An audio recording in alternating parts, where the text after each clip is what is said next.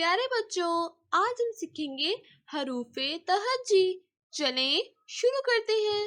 ये जामनी जामनी रंग, जामनी जामनी रंग।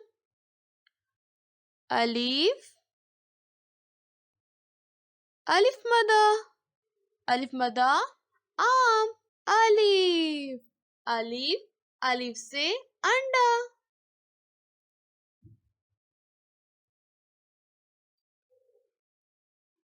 बे बे से बकरी।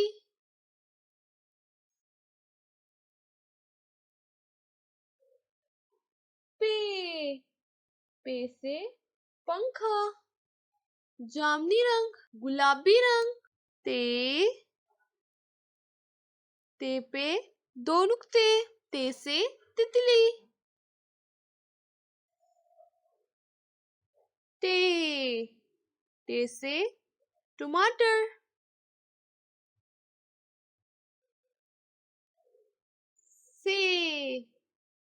से सलाबारी। जीम जीम से जहाज। सब्ज रंग। चे से चांद। हे से हुक्का। खे से खरगोश। दाल से दुआद। सब्ज रंग।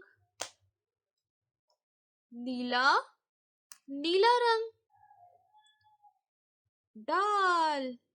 दाल से ढोल। जाल से जखीरा। रे से रेलगाड़ी। अरे से पहाड़। नीला रंग।